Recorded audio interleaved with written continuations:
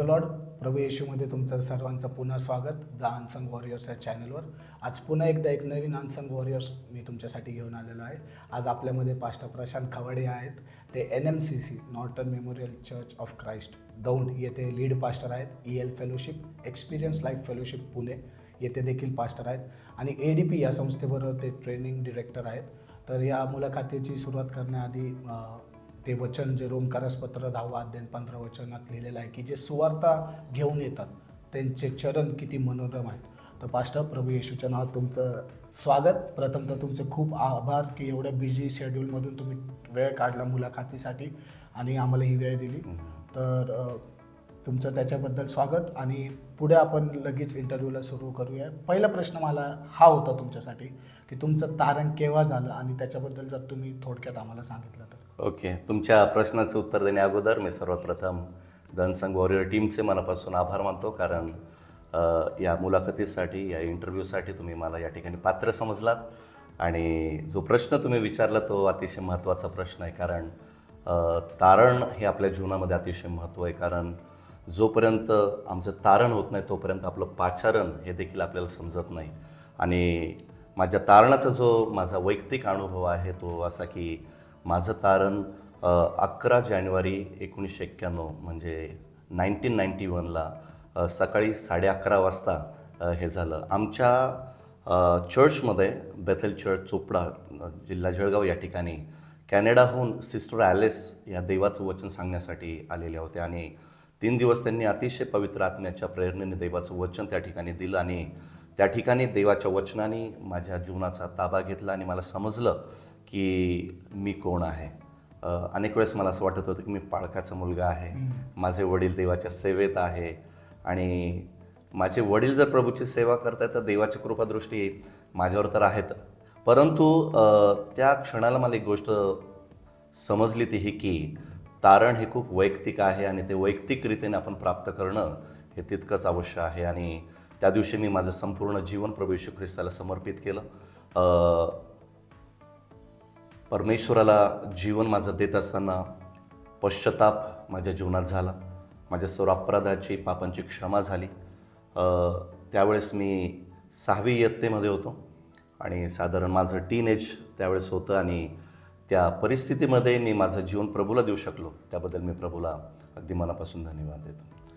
आणि thank you pastor याच्यासाठी. आणि याच्या तुमच्या या टेस्टमधून हे समजतं की जरी तुम्ही सेवेमध्ये असाल किंवा तुमचे घरचे सेवेमध्ये असाल तरी प्रभू येशूचा तारणाचा अनुभव हा वैयक्तिक अगदी आहे. अगदी. आणि मग यालाच जोडून प्रश्न की तुम्हाला केव्हा वाटलं की तुम्हाला पूर्णपणे सेवा करायची आहे किंवा पूर्णपणे आता सेक्युलर वर्ल्डमध्ये जॉब नाही करायचा, प्रभूचीच सेवा करायची, हे तुम्हाला केव्हा वाटलं? तो प्रवास कसा होता? अगदी जसं मी माझ्या तारणाचा अनुभव मी तुम्हाला शेअर केला आणि तो करत असताना मी तुम्हाला सांगितलं 1991मध्ये माझं तारण झालेलं होतं. 6वी इयत्तेमध्ये मी होतो. परंतु त्याच्या 3 वर्ष मी प्रभूमध्ये आणि देवाच्या वचनामध्ये मी खूप वाढत गेलो. आणि जसं जसं मी टीन एजमधून माझ्या तारुण्यामध्ये मी प्रवेश केला त्यावेळेस मित्र, आजूबाजूचं वातावरण हे मला त्यांच्याकडे आकर्षित करू लागलं. आणि मला असं वाटू लागलं की हे जगामध्ये जर आपण जन्म घेतलेला आहे तर या जगाचा आनंद घेणं एक तितकंच गरजेचं आहे. आणि त्यामुळं काय झालं की जगाने मला त्याच्याकडे पुनरपी आकर्षित केलं आणि मला असं वाटू लागलं की चला, आपण देवाचं तर आपण सर्व करतोच आहे, आपण वचन वाचतोय, आपण गीतं गातोय, आपण चर्चला जातोय, परंतु या जगामध्ये जर आपला जन्म झालेला आहे तर ह्या जगाचा आनंद देखील घेणं तितकंच गरजेचं आहे. आणि म्हणून आजूबाजूच्या वातावरणाने मला त्या सर्व आकर्षणाकडे मोहित केलं आणि प्रभूपासून त्या वेळेमध्ये, त्या वर्षांमध्ये मी अतिशय लांब निघून गेलो. आणि जे माझं तारण 1991मध्ये झालं होतं तेव्हापासून तर 1998पर्यंत मी संपूर्ण रीतीने प्रभूच्या सहवासात होतो. परमेश्वराच्या त्या उपस्थितीतून माझ्या स्वतःला मी बाहेर काढून टाकलेलं होतं. त्याचे काही कारणं होते आणि ते असं की जसं तुम्ही सांगितलं की माझा जन्म एका पाळकाच्या घरामध्ये, माझे वडील त्या काळामध्ये महाराष्ट्रामध्ये एक उत्तम वक्ते म्हणून प्रचलित होते, कारण अनेक ठिकाणी त्यांना देवाच्या सेवेसाठी, वचनाच्या सेवेसाठी त्या ठिकाणी त्यांना पाचारण करायचे. परंतु एक पाळकाच्या घरामध्ये पाळकाची मुलं वाढणं म्हणजे एक फार मोठे आव्हानं ते असतात. ते कदाचित इतर लेकरांना ते समजू शकणार नाही की जे जगाच्या कामामध्ये किंवा प्रोफेशन्समध्ये आहे, परंतु एक पाळकाचा मुलगा म्हणून मी माझ्या घरामध्ये वाढत असताना एका गोष्टीने माझ्या जीवनामध्ये खूप विपरीत परिणाम केलेला होता. आणि तो असा की ज्यावेळेस चर्ची लोक म्हणा किंवा ख्रिस्ती लोक म्हणा किंवा विश्वासणारी लोक म्हणा, हे लोक पाळकाच्या मुलांकडे बघत असताना त्यांचा जो दृष्टिकोन पाळकांच्या मुलाकडे बघण्याचा होता तो खूप विचित्र होता. आणि त्यांना असं वाटायचं की हा पाळकाचा मुलगा आहे तर ह्यांनी ह्या मर्यादेमध्येच राहावं, ह्याने हेच करावं, ह्यांनी कोणत्या प्रकारचे मूव्हीज बघू नये, कोणत्या प्रकारे जग आणि जगातील गोष्टींमध्ये त्यांनी आकर्षित होऊ नये. आणि माझ्या वडिलांच्या सेवेमध्ये मी पाहिलं की प्रभूने आम्हाला 3 वेळेस अन्न कधी देणं सोडलं नाही, आमच्या सर्व गरजा त्यांनी पुरवल्या. परंतु मी एक पाळकाच्या घरामध्ये मी वाढत असताना फायनान्शियल असलेले जे चॅलेंजेस आहेत, आर्थिक समस्या काय आहेत ते मी माझ्या घरामध्ये मी बघायचो. कारण माझ्या घरामध्ये कमवणारे फक्त माझे पप्पा, आणि पाळक म्हटलं तर तुम्हाला माहिती आहे की तितकं मोठं काय त्यांचं फायनान्शियल स्टेटस हे नसतं. आणि म्हणून प्रत्येक गोष्टीमध्ये आम्ही एखादी गोष्ट पाहिजे असेल तर आम्हाला 20 वेळेस विचार करावा लागत असे, 10 वेळेस विचार, आणि खूप विचारल्यानंतर आम्हाला उत्तर ठाऊक असायचं पप्पाचं आईचं की बाळा हे आम्ही तुम्हाला देऊ शकत नाही, माझ्या बहिणीला पण नाही, मला देखील नाही. आणि ते एक नकारात्मकता माझ्यामध्ये निर्माण झालेली होती. मला असं वाटलं की माझे वडील इतके प्रामाणिकतेने देवाची सेवा करतात, माझी आई त्यांना एवढा साथ देते, परंतु देवाची सेवा करत असताना अशा प्रकारचं जीवन जगावं लागतं का? आर्थिक समस्येतून जावं लागतं का? जग आणि जगातील गोष्टींना इतकं आपल्याला लांब ठेवावं लागतं का? आणि आपले एक मूल म्हणून वाढत असताना जे आपले स्वप्न असतात ते प्रत्येक वेळेस आपल्याला मारावेच लागतात का? आणि त्या गोष्टीचा माझ्या जीवनावर इतका परिणाम झाला, तर त्या वेळेमध्ये माझं तारण झालेलं असतानाही मला तुम्हाला सांगायला आवडेल की मला असं वाटू लागलं की ह्या गोष्टी काही कामाच्या नाही आहेत, या गोष्टी काय काम आहे. आणि माझ्या जीवनामध्ये ती नकारात्मकता निर्माण झाली आणि मी माझ्या स्वतःसंगती बोलू लागलो. किंबहुना मी माझ्या आईला देखील सांगायचो की आई, मी जगामध्ये ना जगत असताना मोठा झाल्यानंतर मी खड्डे खणल, परंतु मी देवाचा सेवक कधी होणार नाही. म्हणजे मला काही प्रमाणामध्ये देवाच्या सेवेची आणि देवाच्या सेवकांची मनामध्ये एक घृणा निर्माण झालेली होती.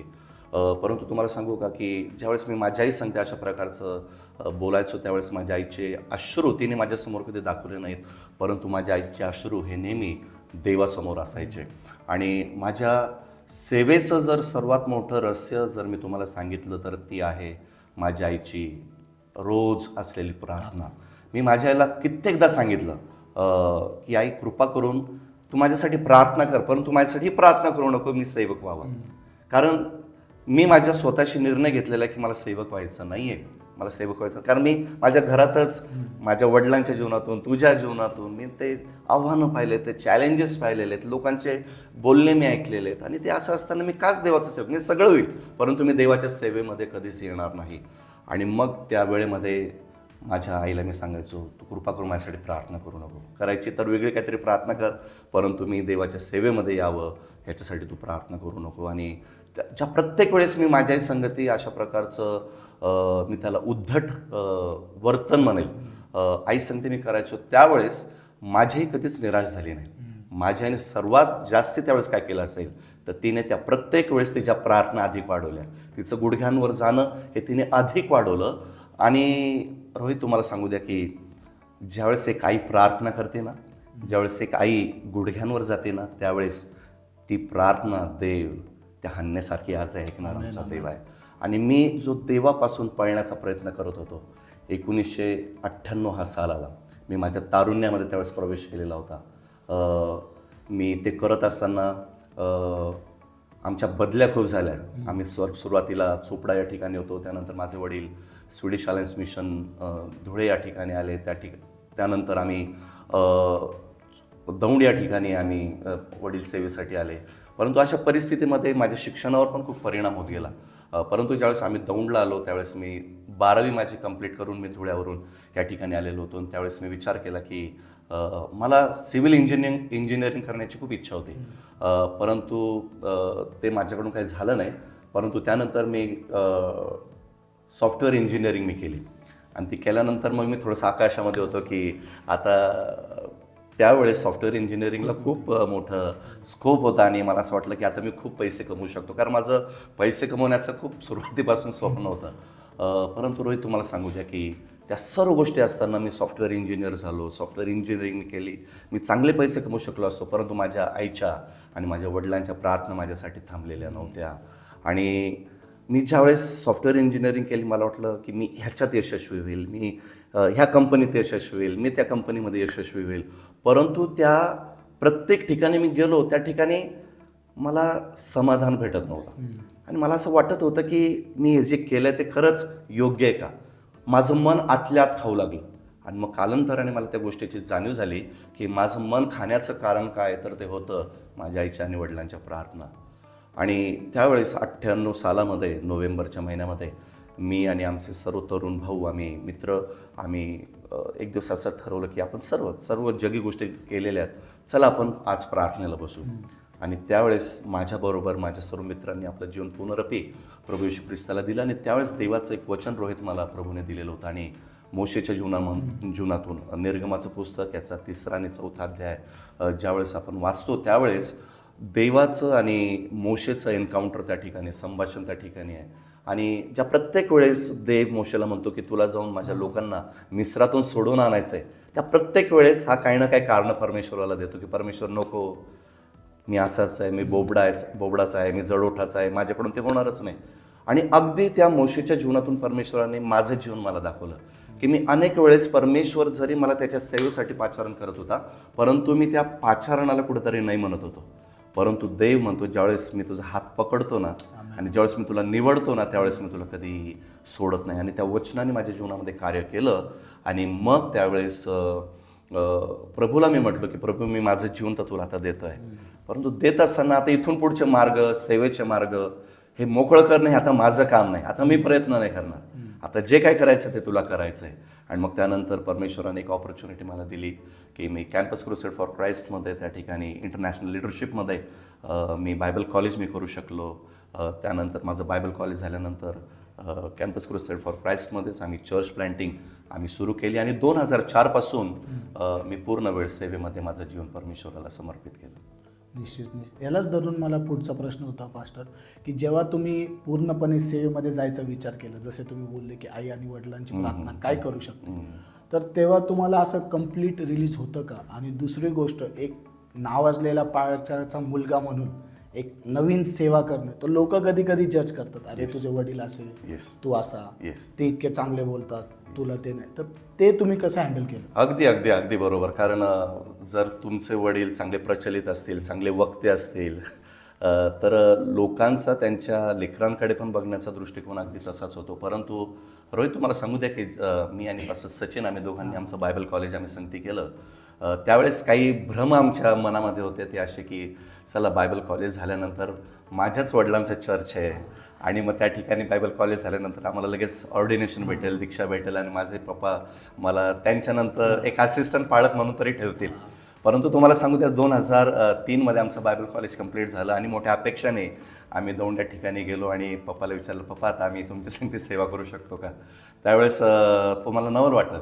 माझ्या वडिलांनी मला आणि पास्टर सचिनला जे उत्तर दिलं होतं ते होतं नाही, की तुम्ही माझ्या संगतीत सेवा करायची नाही.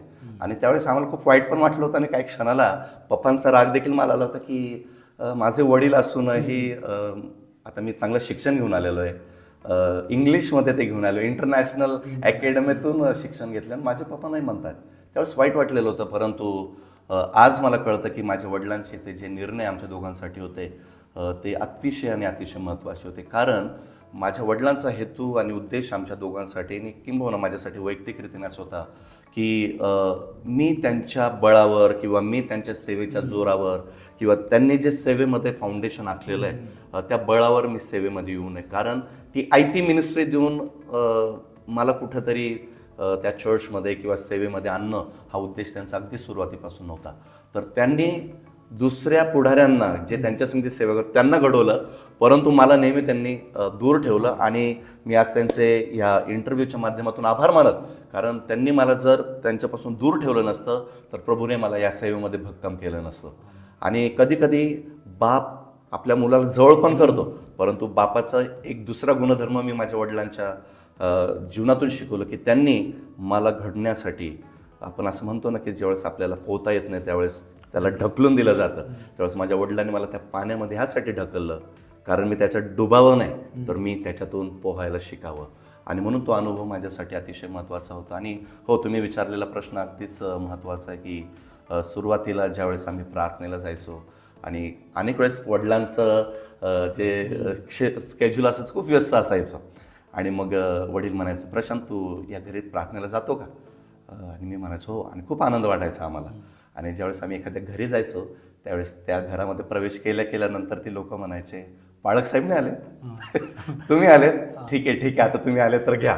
मग इतकं वाईट वाटायचं की चला, दरवेळेस लोक मोठ्याच पाळक साहेबांची अपेक्षा करतात, परंतु तो काळ अतिशय महत्त्वाचा होता. त्यावेळेस लोकांना माहिती नव्हतं कारण तोपर्यंत आम्ही सिद्ध झालेलो नव्हतो, तोपर्यंत ती सेवा बाहेर पडलेली नव्हती. परंतु कालांतराने जसं प्रभूने स्टेप बाय स्टेप प्रत्येक पावलावर आम्हाला घडवायला सुरुवात केलं, तसं लोकांना देखील समजू लागलं की नाही, जरी ज्या प्रकारे मोठ्या पाळक साहेबांना देवाने सेवेसाठी पाचारण केलेलं आहे तर त्या घराण्याला परमेश्वराने सेवा दिली. माझे वडील नेहमी आम्हाला एक ब्रीद वचन आमच्या कुटुंबाचं यहोशुआचं होतं, मी आणि माझे घराणे तर परमेश्वराचीच सेवा करणार. तर निश्चितच अशा प्रकारचे अनेक चॅलेंजेस आणि अनेक प्रकारच्या निराशा आल्या, परंतु त्यातून आम्ही काहीतरी प्रभूने आम्हाला घडवलं आणि शिकवलं. आणि मला याला जोडून एक प्रश्न होता की जीवनात एक मेंटर असणं किंवा आध्यात्मिक गुरु असणं किती महत्त्वाचं असतं. आता आम्ही देखील वर्शिप घेतो, कधी कधी जातो सेवेला, तर आमच्यासाठी तुम्ही आहेत, पास्टर जोझफ आहेत, पास्टर सचिन आहेत, तर ज्याच्याकडून आम्ही पाहून शिकलो. म्हणजे मी अगदी मला आठवतं, मी 8वी 9वीत होतो तेव्हापासून तुम्ही चर्चमध्ये यायचे, वर्शिप घ्यायचे, वचन सांगायचे, भजन घ्यायचे, सर्वच काही करताना मी तुम्हाला पाहिलेलं आहे. तर एक आध्यात्मिक जीवनात असं सेवेला सुरुवात करत असताना एक मेंटर असणं ज्याच्यापाशी आपण सर्व काही सांगू शकतो आणि तो व्यक्ती बोलतो की जा, तुला काय करायचं ते कर, मी तुझ्या पाठीशी उभा आहे. तर तुमच्यासाठी ते कोण होतं, त्यांनी तुम्हाला कशी मदत केली? अगदी सुरुवात जर केली तर माझ्या जीवनामध्ये मी प्रभूचे आभार मानतो, कारण मला सांगायला आनंद वाटेल कारण मला एक मेंटर नव्हते. किंबहुना मी आजही सांगेल की आजही मला मेंटोर आहेत आणि इथून पुढे देखील असणार, कारण सुरुवातीपासून जे शिक्षण आम्हाला भेटलं आणि जे देवाचे सेवक माझ्या जीवनात आलेत, मेंटोर्स माझ्या जीवनामध्ये आले, तर त्या मेंटोर्सचे मी मनापासून ह्यासाठी आभार मानतो कारण त्यांनी उत्तेजन कमी दिलं परंतु करेक्शन्स अनेक वेळेस केलं आणि ते करेक्शन्स मला घडवत गेले. आणि सर्वात प्रथम माझं जर मेंटोर जर कोण असेल तर ती माझी आई, की जी माझं कौतुक कमी करायची परंतु माझ्या चुका मला जास्ती ती दाखवायची. ते दाखवत असताना मला कधी कधी वाईट वाटायचं, आई तू असं बोलते का, परंतु नंतर मला समजायचं की माझी आई माझ्यासाठी फक्त आई नाही आहे परंतु ती माझ्यासाठी एक मेंटोर आहे. निश्चितच माझ्या पप्पांची सेवा बघून मी वाढलो, परंतु माझ्या जीवनामध्ये जे सर्वात पहिले मेंटोर आले ते होते डॅनियल मकासरे सर, कारण त्यांनी मला माझ्या सुरुवातीच्या काळामध्ये मला घडवलं. त्याच्यानंतर ब्रदर जॉन स्टीव्स हे माझ्या जीवनामध्ये आलेत, परंतु त्यानंतर साधारण 2010 नंतर मला जे मेंटोर प्राप्त झाले ते होते डॉक्टर जॉन झकराया, मेरी मेमोरियल स्कूल यांचे डायरेक्टर आणि संस्थापक फाउंडर ते होते. आता ते प्रभूच्या घरी आहेत, परंतु 2010 पासून त्यांनी आम्हाला मेंटोरिंग करायला शिकवलं. आणि अनेक वेळेस असं वाटत होतं की सेवेमध्ये फक्त आपल्याला आत्मिक गोष्टीतूनच लोकांना घडवणं खूप महत्त्वाचं आहे, परंतु ज्यावेळेस आम्ही त्यांच्या लिडरशिप खाली मेंटोरिंग ते आम्हाला देऊ लागले त्यावेळेस एक गोष्ट त्यांनी आम्हाला शिकवली की जोपर्यंत तुम्ही समाज चांगल्या रीतीने घडवत नाही, समाजामध्ये जर तुम्ही चांगल्या प्रकारचं लिटरेसी रेट तयार करत नाही किंवा शैक्षणिक पात्रता त्यांची तुम्ही जोपर्यंत तयार करत नाही तोपर्यंत त्यांना देवाचं वचनही चांगल्या रीतीने कळू शकणार नाही. तर त्याच्यामुळं आपल्याला सामाजिक दृष्टिकोनातूनही लोकांमध्ये त्यांची शैक्षणिक पात्रता, त्यांची मानसिक पात्रता ही ओळखणं गरजेचं आहे, त्यांचं कल्चर ओळखणं, त्यांची संस्कृती ओळखणं गरजेचं आहे. कारण जोपर्यंत आपण त्यांच्या ह्या छोट्या छोट्या गोष्टी ओळखत नाही तोपर्यंत आपल्याला जो देवाच्या वचनाचा प्रभाव त्यांच्या जीवनामध्ये बिंबवायचा आहे आणि देवाच्या वचनात त्यांना जर आपल्याला वाढवायचं आहे तर ती वाढ त्यांच्या जीवनामध्ये होऊ शकत नाही. जर आपण उदाहरण घेतलं तर प्रभू येशू ख्रिस्त आपल्या शिष्यांचा फक्त शिक्षकच नव्हता किंवा तो रब्बाई नव्हता, परंतु त्यांचा एक उत्तम मेंटर देखील होता. आणि म्हणून काही त्याचे जे शिष्य होते ते अतिशय इलिटरेट बॅकग्राऊंडमधून आलेले होते, अशिक्षित होते, परंतु ख्रिस्ताच्या सहवासात 3 वर्ष राहिल्यामुळं प्रभू येशू ख्रिस्ताने त्यांना उत्तेजन देखील दिलं आणि परमेश्वराने येशूने त्यांना करेक्शन्स देखील दिले आणि त्याच्यामुळे ते घडले गेले. तर त्या गोष्टी त्यांनी आमच्या समोर ठेवून आम्हाला आपल्या जीवनामध्ये एक मेंटोरिंग असणं हे खूप गरजेचे आहे. आणि त्यांनी एक गोष्ट आम्हाला ते शिकवली की तुमच्या जीवनामध्ये मेंटोर हे सदैव असू द्या. आणि म्हणून माझ्या जीवनामध्ये आज देखील मेंटोर्स आहेत आणि इथून पुढे देखील असतील. आणि माझ्या मेंटोरने सांगितलेली एक गोष्ट आज या माध्यमातून मला सांगायला आवडेल की त्यांनी आम्हाला एक सांगितलं की तुम्ही विद्यार्थी म्हणून सदैव राहा, तुमच्या शेवटल्या श्वासापर्यंत तुम्ही विद्यार्थी असा. आणि ते शिक्षण मी माझ्या जीवनामध्ये आत्मसात केलेलं आहे. आणि त्याच गोष्टी मी माझ्या जीवनामध्ये घेतलेल्या की होय, जरी आपण आज एक पालक म्हणून, शिक्षक म्हणून आपण जगाला शिकवत आहे, परंतु शिकवत असताना आपण एक विद्यार्थी असणं हे गरजेचं आहे. तर आपल्याला एक मेंटोर असणं निश्चितच अतिशय आणि अतिशय गरजेचं आहे. निश्चित. आणि मला हे विचारायचं होतं की याला जोडून की तुम्ही बोलले की 2003-04 साली तुम्ही सेवा केली. तर तेव्हा सेवा जेव्हा चालू केली तेव्हा इतकी टेक्नॉलॉजी नव्हती, यूट्यूब नाही, फेसबुक नाही किंवा झूम मीटिंग नाही. आणि आत्ता तुम्ही सेवा करता तर वेळ किती बदललेली आहे. कदाचित सुरुवातीला तुमच्याकडे वाहन नसेल, चालत जावं लागत असेल. आत्ता कार आहे, फ्लेक्सिबल जाऊ शकता, टाईम किंवा झूम मीटिंगद्वारे करू शकता. तर तो अनुभव आणि हा अनुभव, आता सेवा कशी बदलली वेळेनुसार? अगदी सेवेचे मी असं म्हणाल की ऋतू देखील बदलत राहतात. परंतु सेवा जरी बदलत गेली, फ्लेक्झिबिलिटी वाढत गेली, मी असं म्हणाल आरामदायी आजचं जरी वाहनं आलेली आहेत, परंतु एक गोष्ट त्यातून प्रभू नेहमी शिकवतो की ख्रिस्त बदललेला नाही आहे. टेक्नॉलॉजी बदलेल, तंत्रज्ञान बदलेल, सेवेचे मेथड्स बदलतील, स्ट्रॅटेजीज बदलतील, परंतु ख्रिस्त बदलत नाही. आणि म्हणून जो सुरुवात होता तो खूप चॅलेंजिंग होता. कारण आम्हाला आठवतं की ज्यावेळेस आम्ही बायबल कॉलेजला यायचो, मी आणि पास्टर सचिन, त्यावेळेस आमची स्लीपर देखील अर्धी तुटलेली असायची, बुटं झिजलेले असायचे. त्यावेळेस पुणा स्टेशनवरून बायबल कॉलेजला जाण्यासाठी किंवा कोणाच्या घरी ज्यावेळेस सेवा करायला जायचं आहे त्यावेळेस कोणत्या प्रकारच्या रिक्षामध्ये जायचं, कोणत्या प्रकारे पायी चालत जायचं, कोणत्या प्रकारच्या पायवाटांनी जायचं, हे सगळे अनुभव परमेश्वराने आपल्याला दिलेले आहेत. आणि एक सांगू का, ज्यावेळेस सेवा वाढत जाते त्यावेळेस देवाला देखील आपली काळजी असते. कारण सेवेमध्ये आपले अनुभव वाढत असतात, आपलं दान वाढलं जातं, प्रभू आपलं सामर्थ्य वाढवत जातो आणि ते वाढवत असताना आपला लोकगट देखील वाढत जातो.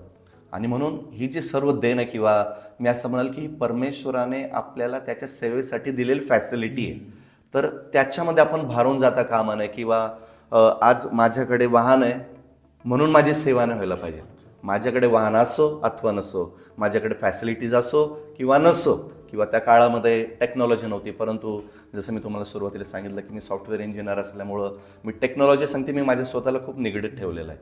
आणि त्याचा फायदा आजही खूप मोठ्या प्रमाणामध्ये मला होतो की ज्यांच्यापर्यंत आपण पोहोचू शकत नाही त्यांच्यापर्यंत आपण टेक्नॉलॉजीच्या द्वारा आपण पोहोचू शकतो. फॉर एक्झाम्पल झूम आहे, लाईव्ह आहे किंवा यूट्यूब फॅसिलिटीज आता आपल्याला भेटलेल्या आहेत. परंतु जरी हे सर्व सुखसोयीचे उपकरणं आपल्याला भेटलेले आहेत, परंतु सर्वांनी या गोष्टीचं ध्यान राखणं किंवा या गोष्टीला गांभीर्याने घेणं फार महत्त्वाचं आहे की प्रभूला बदलू नका. टेक्नॉलॉजी बरोबर तुम्ही प्रभूला बदलू नका, त्याच्या वचनाला बदलू नका, त्याच्या तत्वाला बदलू नका किंवा त्याच्या सिद्धांताला बदलू नका. तर तो जो ख्रिस्त काल होता, जो आज आहे, तो उद्या जसा असणार आहे. तशीच टेक्नॉलॉजीही बदलत जाईल, परंतु ते बदलणाऱ्या टेक्नॉलॉजी बरोबर, तंत्रज्ञानाबरोबर ख्रिस्ताला बदलू नका. कारण तो काल आज युगानुग सारखाच आहे. त्याचं शुभवर्तमान काल जसं होतं तसं आज आहे, उद्या देखील तसंच असणार आहे. तर मी प्रभूला धन्यवाद देतो, कारण त्याचे दुष्परिणाम देखील आहेत, त्याचे चांगले परिणाम देखील आहेत, परंतु आपण त्या गोष्टीचा फायदा घेतो की ह्या तंत्रज्ञानाचा आपण चांगला फायदा घ्यावा आणि ख्रिस्ताचं शुभवर्तमान, शिक्षण आपण अनेकांपर्यंत आपण घेऊन जाऊ. निश्चित. त्यालाच पुढचा प्रश्न असा होता की तुम्ही वर्शिप घेता, तुम्ही वचन सांगता, तुम्ही प्रार्थना घेता, तुम्ही भजन करता, वेळ पडली तर ड्रायव्हिंग पण करता आणि जाता. तर मग एवढ्या सगळ्या गोष्टी करत असताना इतके वर्ष, आणि मी पाहिलेलं आहे तुम्ही सकाळी दौंडला चर्च घेता, मग पुण्याला येता, संध्याकाळी चर्च घेता, परत मग दौंडला जाता. तर मग एवढे सगळे चॅलेंजेस असताना तुम्हाला असं कधी वाटलं का तुमच्या सेवेच्या ह्याच्यात की नको आता सेवा बंद करावी, बस झालं, माझ्याच्याने काही इथून पुढे व्हायचं नाही, देव इथपर्यंतच होतं, थँक्यू, आता पुढे तू बघ. तर असं कधी वाटलं का सेवा सोडून द्यावी? आणि जेव्हा तसं वाटलं, तसा विचार आला, तेव्हा कोणतं वचन होतं किंवा कोणता व्यक्ती होता ज्यांनी तुम्हाला उचलून धरलं आणि बोलले की पुढे जा, नाही इथं नाही थांबायचं? मी माझ्या ह्या मुलाखतीमध्ये प्रामुख्याने माझ्या मेंटर्सचं नाव घेतलं, आईचं, वडिलांचं नाव घेतलं, परंतु साधारण 2005 ते 8 ते 9 हे साल माझ्या जीवनामध्ये खूप मोठ्या चॅलेंजेसने ॲक्च्युली भरलेलं होतं आणि ती इंटरव्ह्यू कधी तुम्ही घेतली तर त्यामध्ये नक्कीच त्या गोष्टीची मी वाच्यता करेल. परंतु तो काळ असा होता की माझ्या जीवनात इतके मोठे चॅलेंजेस निर्माण झाले होते आणि वातावरण इतकं आत्मिक रीतीने दूषित झालं होतं. त्यावेळेस मी सेवा सोडण्याचा पूर्ण निर्णय घेतलेला होता आणि त्यावेळेस ठाम रीतीने माझ्या पाठीशी जर कोण उभं राहिलं असेल तर ती होती माझी पत्नी अर्चना. आणि त्यावेळेस तिचे शब्द मला आठवतात की ती मला पा म्हणते ॲक्च्युली. ती मला म्हणाली, पा, देवाने मला चांगल्या नोकरीने आशीर्वादित केलेलं आहे आणि त्या पगारामध्ये मी आपल्या कुटुंबाला चांगलं व्यवस्थित रीतीने 2 वेळची भाकर देऊ शकते, आपल्या लेकरांकडे चांगलं लक्ष देऊ शकते, आर्थिक भार मी पूर्ण वाहू शकते. पण तिने मला सांगितलं, तुम्ही आयुष्यभर 5 पैसे कमवले नाही तरी चालतील, परंतु तुम्ही सेवा सोडायची नाही आहे, सेवा सोडायची नाही. तर मला माझ्या त्या पत्नीचे शब्द रोज आठवतात. कारण कदाचित हे उत्तेजन आणि हे सांत्वनाचे शब्द आणि एनकरेजमेंटचे शब्द जर मला माझ्या पत्नीकडून जर भेटली नसती तर कदाचित आज मी सेवेमध्ये कुठंतरी मागं पडलो असतो किंवा कदाचित नसतो देखील. परंतु माझ्या पत्नीचे शब्द माझ्यासाठी होते. आणि हो, जे प्रश्न तुम्ही सुरुवातीला विचारले की तुम्ही वर्शिपही करतात, भजनही गातात, वचनही सांगतात, शक्य असेल तर ड्रायव्हिंग पण करतात, परंतु ह्या ज्या गोष्टी तुम्ही ज्या सांगितल्या जरी त्या माझ्यामध्ये उपजत आहेत तर मला असं वाटतं की ते परमेश्वराने दिलेले गिफ्ट्स आहेत, त्याच्या पवित्र आत्म्याचे ते दान आहेत आणि ते त्याच्या गौरवासाठी जर त्या गोष्टीचा उपयोग होतो तर त्यामध्ये निश्चितच सर्व गौरव प्रभू येशू ख्रिस्ताला असो. परंतु वर्शिप ही माझ्या जीवनाचं एक मी असं म्हणाल की तो भाग आहे. कारण वर्शिपशिवाय मी माझं जीवन जगू शकत नाही. आणि मी नेहमी सांगत असतो की देवाचा कोणताही सेवक जर असेल ना तर त्याच्या जीवनामध्ये सर्वात पहिली जर कोणची गोष्ट हवी आहे तर ती म्हणजे तो सर्वात पहिले एक चांगला आराधक असला पाहिजे. कारण जर प्रभूचा सेवक जर चांगला आराधक नाही आहे, तो चांगला वर्शिपर नाही आहे, प्रत्येक परिस्थितीमध्ये जर प्रभूला धन्यवाद देणारा नाही आहे, तर त्याच्या सेवेमध्ये मी असं नाही म्हणत की कुठंतरी कमतरता, मला असं वाटतं की कमतरता आहे त्याच्या जीवनामध्ये. कारण दाविदाचं जीवन जर आपण पाहिलं किंवा किंबहुना प्रभू येशू ख्रिस्ताचं जीवन जर आपण बघितलं तर प्रभू येशू ख्रिस्त पण चांगला वर्शिपर होता. आपण अनेक वेळेस प्रभू येशू ख्रिस्ताला इग्नोर करतो की प्रभूचे वेगवेगळे गुणधर्म दाखवतो. बट यू नो की प्रभू येशू ख्रिस्त ह्याच्या जीवनामध्ये वर्शिप हे खूप महत्त्वाचं. आणि त्याने प्रभूच्या प्रार्थनेमध्ये काय शिकवले? वर्शिप. त्याने त्याच्या बापाबद्दल गुणगान गायला लावलं, त्याचं राज्य जसं स्वर्गात तसं पृथ्वीवर असो. किंबहुना ज्यावेळेस प्रभू भोजन झालं त्यावेळेस शुभवर्तमानाचं पुस्तक देखील आपल्याला शिकवतं की ज्यावेळेस त्याला वधस्तंभावर जायचं होतं ना रोहित, त्यावेळेस देवाचं वचन सांगतं की नंतर एक गीत गाऊन ते जैतुनाच्या डोंगराकडे निघून गेले. म्हणजे येशू ख्रिस्ताच्या जीवनामध्ये भयंकर परिस्थिती, वधस्तंभाची परिस्थिती होती, विरोधाची परिस्थिती होती, परंतु प्रभू येशू ख्रिस्ताच्या जीवनामध्ये वर्शिप होती. सो ती गोष्ट तिथून सुरू झालेली. आणि आज निराशा असेल तर मी जाऊन काय करत असेल वर्शिप करतो, मी आनंदात असेल वर्शिप करतो, माझ्या जीवनामध्ये आव्हान असेल जाऊन मी वर्शिप करतो. आणि ते करत असताना काय होतं की मला असं वाटतं प्रभू मला विजय देत असतो, प्रभू मला विजय देत असतो. आणि म्हणून वर्शिप आहे, भजन आहे, तर मला असं वाटतं की it's a part of worship. वचन जे आहे ते मी लोकांना देण्याच्या अगोदर मला माहिती की ते सर्वात पहिले माझ्यासाठी, ते माझ्या उन्नतीकरिता, आणि मग पवित्र आत्मा माझ्याद्वारा ते लोकांना देत आहे. सो हा प्रभूने दिलेल्या सेवेचा एक भाग आहे. So I will not call myself that I am multi talented or multi gifted, परंतु हे ज्या सगळ्या गोष्टी माझ्यामध्ये प्रभूने त्याच्या आत्म्याच्या द्वारा दिलेल्या आहेत ते मला असं वाटतं की ते पूर्ण प्रभूच्या गौरवासाठी आहे, त्याचं राज्य वाढीसाठी आहे आणि लोकांच्या जीवनामध्ये त्यातून प्रभूचं गौरव करण्याचं कारण आहे. कारण आज माझ्यात ताकद आहे, आज माझ्यामध्ये तो आत्म्याचा जोश आहे, आज माझ्यामध्ये ते पाचारणाचा आनंद आहे.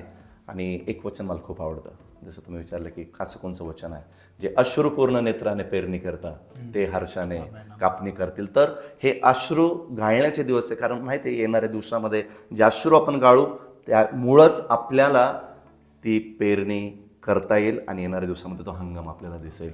तर तू आपलं अन्न जलाशयावर सोड, म्हणजे बहुत दिवसांनी ते तुझ्याकडे परत येईल. सो ही पेरणी आहे, ही पेरणी आहे. आणि प्रभूकडेच प्रार्थना करत, प्रभू लवकरच तो हार्वेस्ट, तो हंगाम आम्हाला दिसेल. पाळक साहेब, ही तुमची नम्रता आहे, पण विशेष तुमचं, मी जसं सुरुवातीला बोललो, तुमचं कौतुक आहे की एवढ्याच सर्व गोष्टी करणे हे तर पॉसिबल नाही आहे.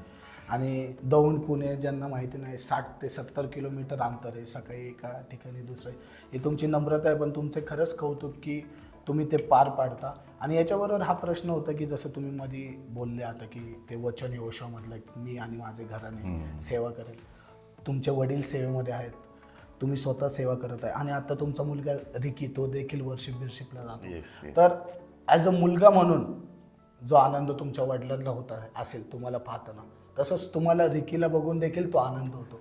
तर ते त्याच्यावर त्यांनी स्वतःने घेतलंय की तुम्ही लादले की नाही बाबा सेवा करायची, का त्याला ती फ्री विल आहे, तुला जे करायचं ते कर बाबा, मी तुझ्यावर हार्ड राहणार नाही, तुला करायची सेवा कर, नाही तर ते देखील सांग. कधी कधी कसं होतं की पास्टरला वाटतं की माझा मुलगा पास्टरच बनव, जे प्रार्थना करतात त्यांना वाटतं माझा मुलगा प्रार्थनेचा योद्धा बनव. पण ते किती गरजेचं किंवा ते फ्री विल देणं किती महत्त्वाचं आहे.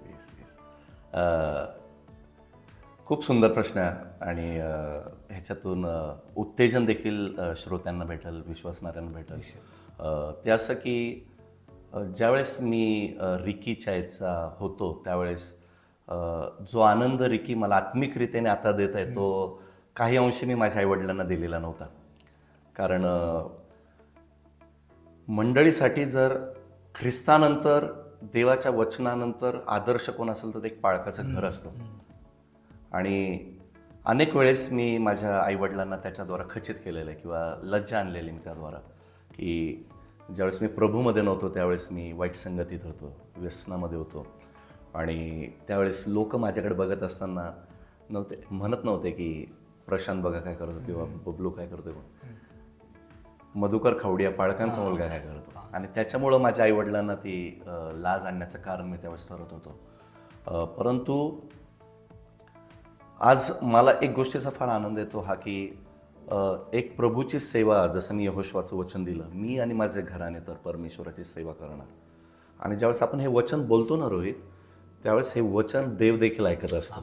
आणि देव त्या वचनाचे आशीर्वाद आपल्या पिढ्यांमध्ये देखील आणणारा देव आहे. जर तो आपल्या पिढ्यांना आशीर्वादित करतो ना, तर त्याची जर दुसरी बाजू जर पाहिली, जर आपण प्रभूत नाही तर तो पिढ्यांना श्रापित देखील करणार आहे. तर आपण आशीर्वादित आहोत की आपण प्रभूला आधी वचन दिलं की प्रभू मीच नाही, माझी पत्नीच नाही किंवा माझी लेकरं असेल, माझी येणाऱ्या पिढ्या देखील, माझं कुटुंब देखील, माझा परिवार देखील तुझी सेवा करणार. तर प्रभू ज्यावेळेस ह्या गोष्टी आपल्याकडून, आणि हे फक्त वचन नाही, हे प्रभूला आपण देणार अभिवचन आहे. तर जसं आम्ही तुम्हाला सांगितलं की हे आमच्या कुटुंबाचं ब्रीदवाक्य आहे. म्हणजे अशा अनेक वचने आमच्या कुटुंबाचे जे पप्पानी आईने आम्हाला ब्रीदवाक्य शिकवलेले आहेत ते आम्ही आमच्या मनात जोपासलेल्या दररोज न चुकता आमच्या वैयक्तिक प्रार्थनेमध्ये, आमच्या कौटुंबिक प्रार्थनेमध्ये आम्ही हे वचन बोलतोच. परंतु त्याचा परिणाम असा होतो की ते वचन आम्ही सतत बोलत असल्यामुळं त्या वचनाचे आशीर्वाद आमच्या लेकरांवर देखील आहेत. आज मला मोठी मुलगी आहे, तिचं नाव नताशा आहे. जरी आज तुम्ही रिकीचं नाव घेतलं, परंतु सिल्की म्हणजे नताशा देखील तितकीच प्रभूमध्ये आहे आणि निर्मित देखील तितकाच प्रभूमध्ये आहे. कारण त्यांनी दोघांनीही आपलं जीवन प्रभू येशू ख्रिस्ताला त्यांच्या तारुण्यामध्ये दिलं. आणि तो माझ्यासाठी, माझ्या पत्नीसाठी, माझ्या आईपप्पासाठी असलेला फार मोठा आनंद आहे. कारण सेवा वाढण्याचं कारण फक्त देवाचं वचन नाही आहे, पण ज्यावेळेस ते देवाचं वचन दिलं जातं ना रोहित, त्यावेळेस लोक बघतात, मंडळी बघते की हा तर पाळक आम्हाला चांगले चांगले वचनं देतोय, थक्क करणारे वचन देतोय, परंतु त्याच्या घरात ते वचन जगले जात आहेत का, ते जगले जात आहेत का. तर मी ह्या गोष्टीचा अभिमान बाळगत नाही किंवा गर्व बाळगत नाही, परंतु गौरव प्रभू येशू ख्रिस्ताला देतो की मला ते दुःख सहन करावं लागलं की जे माझ्याद्वारा माझ्या पप्पाला आईला झालेलं होतं, की रिकीने त्याच्या वयाच्या 13व्या वर्षीच प्रभू येशू ख्रिस्ताला आपलं वैयक्तिक तारणार म्हणून त्याने स्वीकारलं. आणि त्याला प्रभूने सुवार्थिक म्हणजे इव्हँजेलिस्टचं पाचारण त्याने केलेलं आहे. आणि तुम्हाला सांगायला आवडेल की जसं हे टेक्नॉलॉजीच्या तुम्ही गोष्टी केल्या, तर तो टेक्नॉलॉजीचा इतका पुरेपूर फायदा घेतो आणि त्याच्याद्वारा त्याने म्हणजे मागच्या महिन्यापर्यंत जवळजवळ संपूर्ण जगामध्ये 3,500 लोकांपर्यंत तो शुभवर्तमान घेऊन गेला.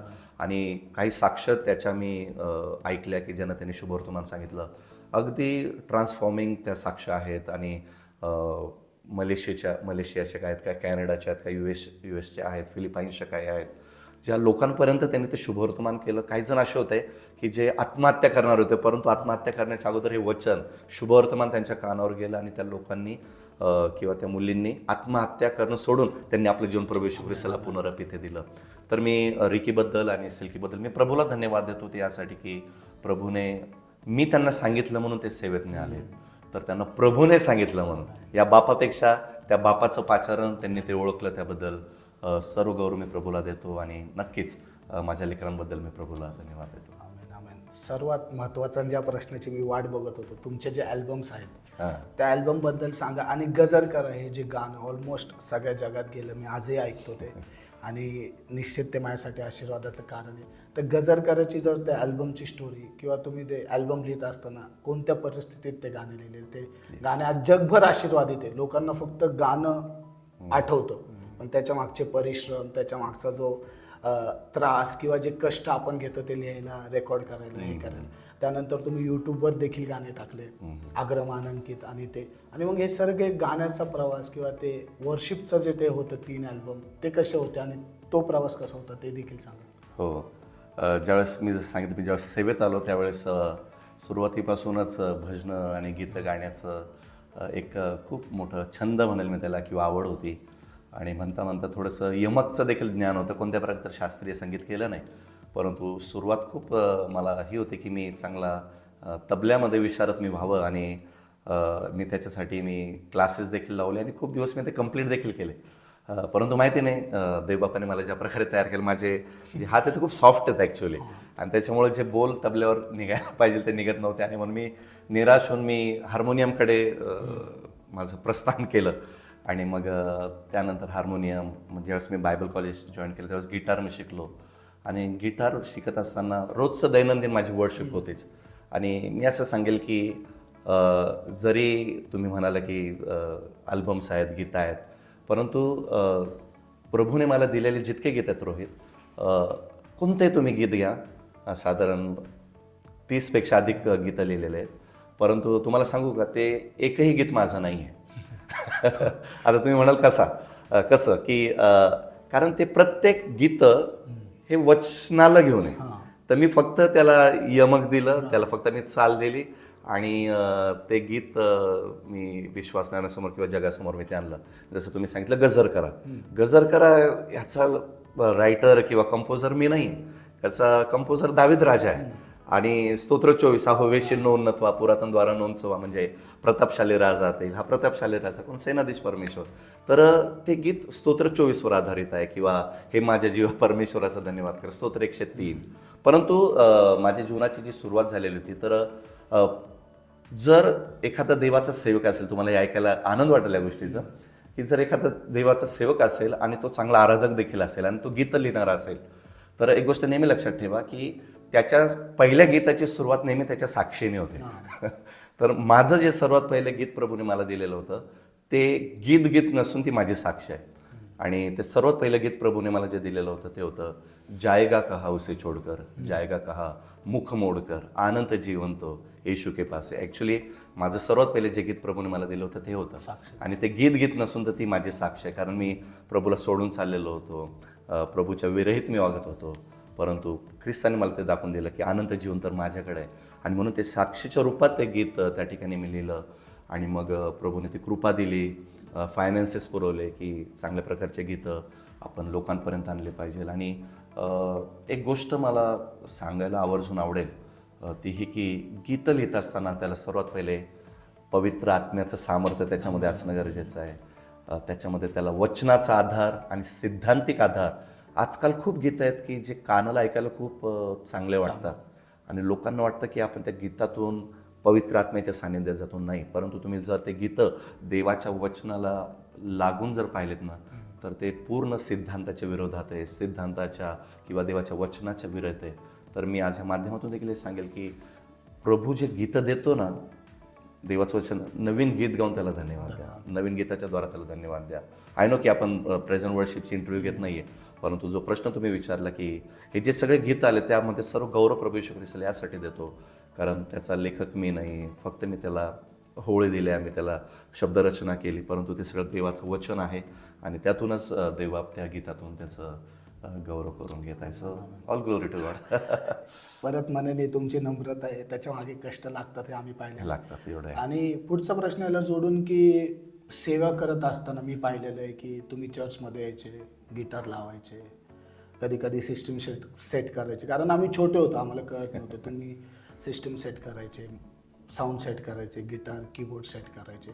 तर आजच्या पिढीला किंवा आजच्या लोकांना वाटतं जी स्टेजवरची सेवा, वर्शिप किंवा वचन सांगणं हीच महत्त्वाची. चर्चमध्ये येऊन खुर्च्या लावणं, खुर्च्या पुसणं किंवा सिस्टीम अरेंज करणं किंवा माईक अरेंज करणं हे गरजेचं नाही आहे. तर मी तर ते माझ्या डोळ्यांनी पाहत आलेलं. आजही तुम्ही ते करता, तुमचं वाद्य, तुमचं हे, तुम्ही ते स्वतः हे करता, माईक हे करता, गरज लागली तर जाऊन सिस्टम देखील सेट करता. तर या छोट्या छोट्या गोष्टी किती महत्त्वाच्या आहेत. जरी आपण स्टेजवर नसतो की वचन सांगत नसलो किंवा वर्शिपचा भाग नसलो, पण ह्या देखील सेवा किती महत्त्वाच्या आहेत हे जर तुम्ही आमच्या व्ह्युअर्सला सांगाल तर बरं होईल. अगदी बरोबर आहे. आणि आजच्या मी असं म्हणाल की स्पिरिच्युअल वर्ल्डसाठी किंवा आजच्या युनिव्हर्सल चर्चसाठी, जागतिक चर्चसाठी हा प्रश्न फार महत्त्वाचा आहे. कारण चर्चेसमध्ये असं झालेलं आहे की सेवेचे मोजमाप केले जातात की पाळक आहे तर ती सेवा इकडं झाली, किंवा एखादा झाडू मारणार आहे तर तो अगदी खालच्या दर्जाचा झाला नाही.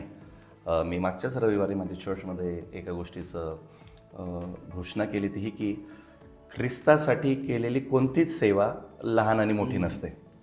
आणि प्रभू ज्याला जी सेवा देतो ना त्या प्रत्येकाला प्रतिफळ असतं, प्रत्येकाला प्रतिफळ असतं. तर पाळक जर स्टेजवरून सेवा करतोय तर ती सर्वात कठीण सेवा मी असं म्हणाल. किंवा वर्शिप लीडर जर स्टेजवरून सेवा करतायत किंवा ज्याला आपण फ्रंटलाईन मिनिस्ट्री आपण ज्याला म्हणू, तर ती जी सेवा आहे ती जितकी प्रसिद्धी देणारी आहे किंवा फेम देणारी आहे तितकीच वेगाने खाली पाडणारी देखील ती असते. आणि म्हणून ह्याच्यामध्ये मी तर म्हटलं पाहिजे माझ्यापासून वर्शिप लीडर्स आहेत किंवा चर्चचे लीडर्स आहेत किंवा चर्चचे मोठे श्रीमंत लोक असतील ते सर्वांनी जपावं. कारण our ministry is not about fame, it's about only to praise our God. फक्त ती प्रभूला गौरव देण्यासाठी आहे. आणि रोहित, मी माझ्या चर्चमध्ये एका गोष्टीचा शिक्कामोर्तब करून टाकलेला, लोकांना सांगून टाकलेलं आहे की ज्यावेळेस तुम्ही चर्चमध्ये येता त्यावेळेस त्या दारातून आत येत असताना तुम्ही तुमचे टायटल्स विसरून जायचं आहे. तुम्ही ज्यावेळेस चर्चच्या दारातून आतमध्ये येतात ना, तुमचं एकच टायटल आहे की तुम्ही प्रभूचे उपासक आहात. तुम्ही फक्त उपासक म्हणून या. जर मंडळीमध्ये प्रत्येकजण आराधक म्हणून जर आले, उपासक म्हणून जर आले ना, तर अशा प्रकारची तुलना कधीच होणार नाही. कारण प्रभू उपासक शोधत आहे. प्रभू काही त्या ठिकाणी किती मोठी डिग्री आहे, किती मोठं डेझिग्नेशन आहे, किती मोठं टायटल हे शोधत नाही. प्रभू मंडळीमध्ये आल्यानंतर तो काय शोधत आहे, तर तो उपासक शोधत आहे, तो वर्शिपर शोधत आहे, तो आराधक शोधत आहे. तर ह्या दिवसामध्ये आपण एक गोष्ट शिकली पाहिजे, पास्टरपासून तर शेवटल्या बेंचवर बसणाऱ्यापर्यंत आपण सगळ्यांनी त्या पवित्र आत्म्याच्या अधीन असणं, वचनाच्या अधीन असणं आणि देवाच्या सान्निध्याच्या अधीन असणं हे खूप गरजेचं आहे. सो जे फ्रंटला सेवा करतात त्यांच्यासाठी मी सांगेल की युद्धामध्ये ज्यावेळेस युद्ध खेळण्यासाठी जातं, ज्या प्रकारचे फ्रंट वॉरियर्स असतात आणि सर्वात पहिले हल्ले त्यांच्यावर असतात, मग बाकीच्या आर्मीवर असतात. तर जे फ्रंटला आहे त्यांनी सावध असावं. आणि म्हणून ती इफिस्कराच्या पत्रामध्ये जी आत्म्याची शस्त्र सामग्री आपल्याला दिलेली आहे ती आपण जोपासणं, तिला बाळगणं आणि त्या देवाच्या वचनाप्रमाणे आपण चालणं. बघा, ते ऐकणं खूप चांगलं वाटतं, परंतु त्या गोष्टीला कृतीमध्ये आणणं हे फार मोठं चॅलेंज असतं. आणि म्हणून मी आज व्ह्युअर्सला देखील सांगेल की when we enter into the church, जसं मी चर्चमध्ये एंट्री करतो एकच टायटलने जा. बघा, देवाचा आत्मा, देवाचं वचन, देवाचं सानिध्य आपल्या जीवनामध्ये कसं कार्य करतं. गो ॲज अ वर्शिपर. आणि आपण एंडला आलो. सेकंड लास्ट प्रश्न मला हा की आता तुम्ही 20 वर्ष झाले सेवा करता आणि अनेक लोक तुम्हाला येतात, तुमच्या गाण्याद्वारे आशीर्वादित झाले, बोलतात, वचनाद्वारे आशीर्वादित झाले. अनेक लोक जसे आशिष दादा झाला, जॉय दादा झाला, यांना तुम्ही ॲक्च्युली मेंटरिंग करताना मी तर बघितलं. आणि खूप वेळेस आम्ही देखील तुमच्याबरोबर वर्शिपला येतो. तर तुम्ही इतके नम्र आहात प्रथम तर, आणि दुसरी गोष्ट की तुम्हाला असं वाटतं का जी सेवा सोडण्याचा निर्णय जो मी बंद करण्याचा निर्णय जो मी नाही घेतला तो योग्य आहे. अगदी. की आज 20 वर्षानंतर लोक येतात आणि बोलतात, पास्टर थँक्यू, तुम्ही माझ्या जीवनात इन्व्हेस्ट केलं, तुम्ही माझ्यासाठी उभे होते. तर ते किती महत्त्वाचं आहे. अगदी महत्त्वाचं आहे. आणि मे बी ज्यावेळेस आपण सेवेमध्ये असतो त्यावेळेस अशा प्रकारचे टप्पे आपल्या जीवनात येतातच. त्याच्यामध्ये काही मी वावगाने किंवा मी माझ्या स्वतःला इग्नोर नाही करू शकत. आणि आपण एक पाळक या नात्याने बघत असताना लोकांचा आपल्याकडे बघण्याचा दृष्टिकोन खूप वेगळा होऊन जातो. पाळक आहे, परिपूर्ण आहे. नो, अजूनही माझ्यामध्ये खूप उणीवता आहेत, खूप उणीवता आहेत. नारायण वामन टिळक म्हणतात, रेव्हरंड नारायण वामन टिळक, पुष्कळ अजून येऊ ना प्रभू मी, पुष्कळ अजून येऊ ना. आणि हे शब्द त्यांचे कधी होते? मरण्याच्या वेळेस, त्यांच्या मरणाच्या वेळेस. आणि म्हणून आपण आपल्या स्वतःला त्या गौरवाकडून गौरवाकडे, विजयाकडून विजयाकडे घेऊन जाणं हे तितकंच अगत्याचं आहे. आणि जो प्रश्न तुम्ही विचारला त्यानुसार मला सांगू द्या की जे थॉट्स माझ्या जीवनामध्ये काही वर्षापूर्वी आले होते की सेवा सोडावी, आणि तो मी घेतला नाही, तर त्याचा आनंद मला निश्चितच आहे. कारण मी आज मी नाही जगत आहे, ख्रिस्त माझ्या ठाई जगतो आहे. पाऊल म्हणतो मी जगत नाही तर ख्रिस्त माझ्या ठाई जगतो. आणि ख्रिस्त ज्याच्या जीवनामध्ये जगतो त्याला कशाची उणीवता भासेल, त्याला कोणत्या प्रकारची निराशा येईल, त्याला कोणत्या प्रकारचं दुःख होईल. अनेक प्रकारचे चॅलेंजेस आहेत, अनेक प्रकारचे अजूनही काही काही चुकीचे आरोप कानावर येतात. अनेक जण म्हणतात पास्टर तुमच्याबद्दल हे आता असं बोललंय, परंतु मला माहिती आहे त्या वाक्यांना कोणत्या प्रकारे इग्नोर करायचं आहे. कारण मला माहिती आहे हे ख्रिस्ताने जर सोसलं तर ते मला देखील माझ्या सेवेमध्ये सोसायचंच आहे. So it's a part of ministry. तर या गोष्टीला मी आता एक गमतीने घेतो की बोलतायत लोक, बोलू द्याच, बोललंच पाहिजे. कदाचित त्यांना त्या दृष्टिकोनातून तसं दिसत असेल किंवा त्या गोष्टीचं त्यांनी त्या प्रकारचं अवलोकन केलं असेल, परंतु एकच गोष्ट मी जपली पाहिजे, आणि मीच नाही, प्रत्येक विश्वासणाऱ्याने, की माझा देव माझ्याकडे अवलोकन करत असताना, माझा येशू माझ्याकडे बघत असताना, पवित्र आत्मा माझ्या ठाई राहत असताना मी रोज त्याला आनंदित करत आहे किंवा नाही. So yes. आणि सर्वात महत्त्वाचा प्रश्न मला असा वाटतो की तुम्ही अर्चनाताईबद्दल बोलले. तुमच्या सेवेच्या प्रवासात पहिली गोष्ट तर अर्चनाताईचा किती मोलाचा वाटा आहे ते सांगा. तुम्ही तर ऑलमोस्ट इयर अराउंड 12 महिन्यापैकी तर मला वाटतं 8-10 महिने प्रवासच करता. परत मग सिल्कीची काळजी घेणं, रिकीची काळजी घेणं, त्यांचं स्कूल बघणं, कॉलेज बघणं, घरची जबाबदारी पार पाडणं, हे सर्व गोष्टी करत असताना ते तर एन्करेज म्हणून किंवा एक मेंटर म्हणून किंवा पाठीशी राखा म्हणून आहेच तुमच्यासाठी. पण ह्या गोष्टी पाहत असताना किंवा तुमच्या सेवेमध्ये त्यांचा किती महत्त्वाचा वाटा आहे, आणि त्यांच्या सपोर्टमुळे तुम्ही कसं फ्रीली जाऊन सेवा करू शकता किंवा अजूनही करत आहात, तर त्यांच्याबद्दल तुम्ही थोडं सांगाल तर बरं. अगदी मी सर्वात पहिले प्रभूला धन्यवाद देईल, कारण आपल्या जीवनामध्ये एक योग्य लाईफ पार्टनर भेटणं पण हा देवापासून असलेला फार मोठा मी म्हणाल आशीर्वाद आहे.